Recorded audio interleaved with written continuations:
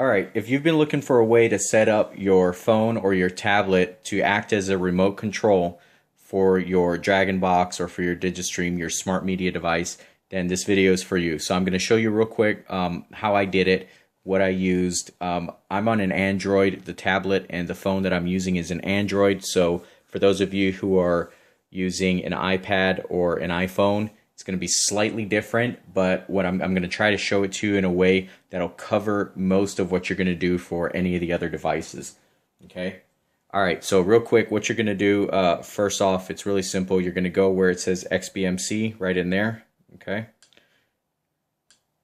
Going to go ahead and select that.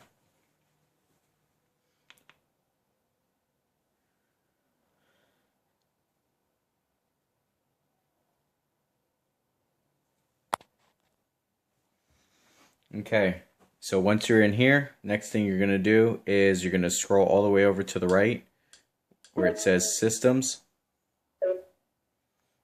and then where it says Settings.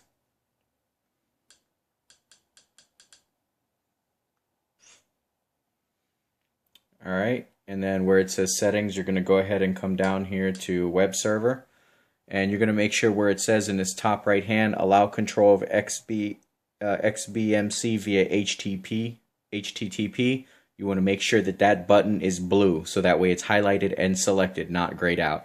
It looks grayed out. It may look grayed out on the video, but on my screen and my TV it's blue. So I'm not going to switch it because you can't really tell. Where it says port, you want it set to 8080. You're going to need that in the app. All right, you may need to set that, but it may detect it. But port is 8080. Username, I left that to XBMC. Password, leave that blank. And then that's that screen right there. Okay, so check and make sure that's what the settings are set to. Next, you scroll down to where it says remote control. Make sure that it's selected, that it's already set to allow programs on this system to control XBMC. The first one, make sure that's highlighted, and then also the second one, make sure that's highlighted as well in case it's not.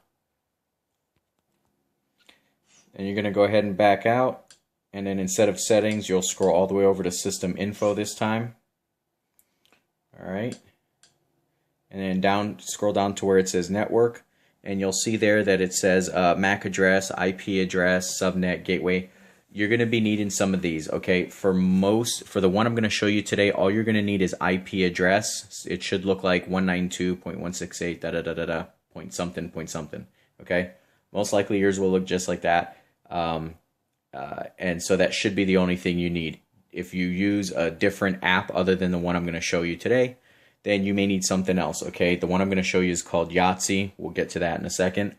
And you'll need to know that port number for earlier, so you can go ahead and jot down the stuff off of this screen, take a picture of it with your phone, whatever you want to do, or just remember where to come back to it later. Alright, so now what we're going to do is we're going to set this one up. I went into the Google Play Store. I did a search for Yahtzee, Y-A-T-S-E. It's an XBMC remote, which is the technology of what the Dragon Box is running off of. And then I downloaded it. Now we're going to go ahead and hit open.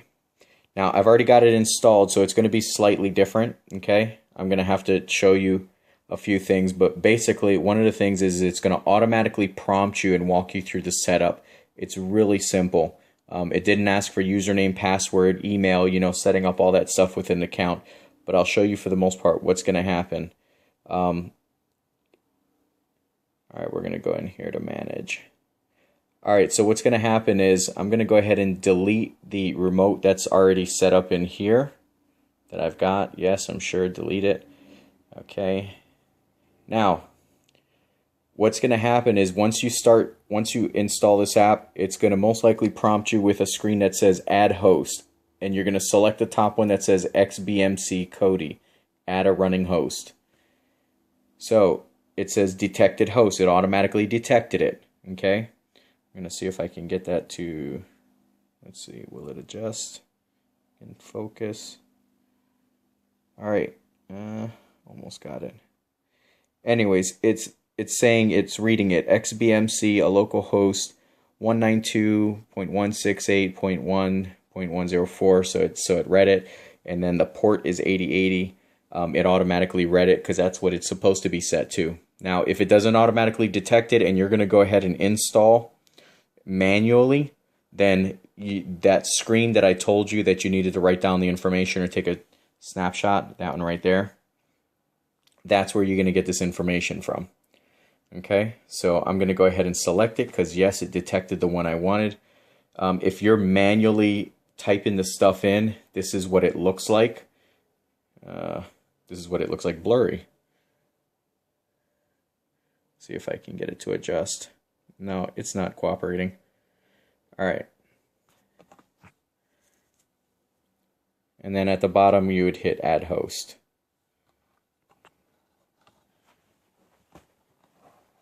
Okay.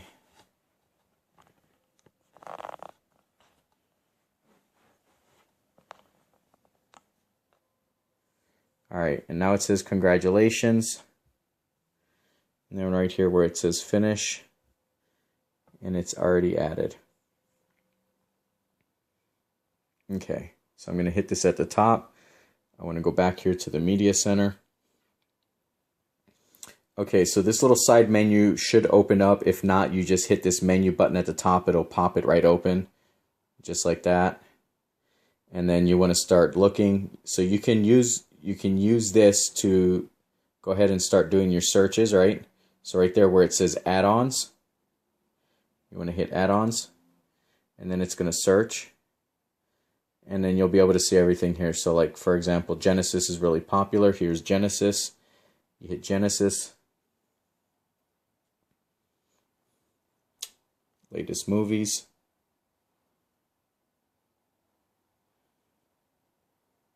And let's see. Sex Tape. Let's go with that one. That's a popular movie.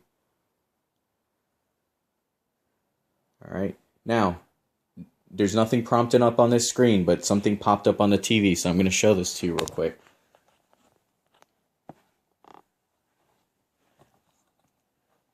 Okay, so you see how it shows up there. You would normally see that, but it doesn't show on the device. So that's one little difference, is sometimes that doesn't show, is that it doesn't show on there.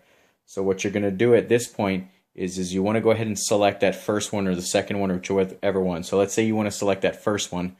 What you're going to do is while you're in this app right here on this top left, you hit the menu button, and then right there where it says remote, you hit the remote button, and now it opens the remote screen. So now that looks like the face. So this is a tablet, looks a lot bigger. On your phone, it's going to look a little smaller, but it'll look exactly like this.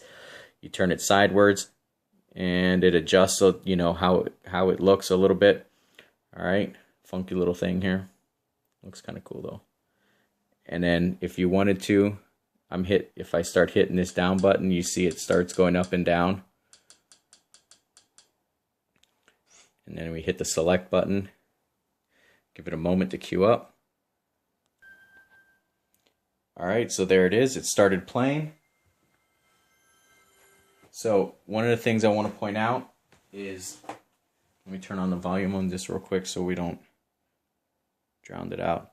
So let's say one of the things I want to show you is this other thing here real quick. Now that it's queuing up and about to start playing, right here on the bottom you see these three little bars. That means that there's three little screens that you can see.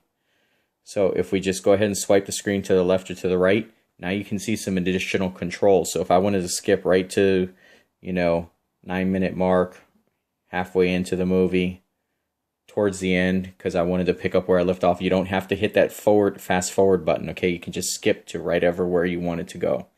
And then if you slide the screen over to the right, you can see view. If you had a playlist in here, you'd be able to view what your playlist is, but I don't have a playlist set up here. But if you wanted other movies queued up or see something that you had just watched a little while ago. All right, so that's a really cool feature that I like about this remote control too.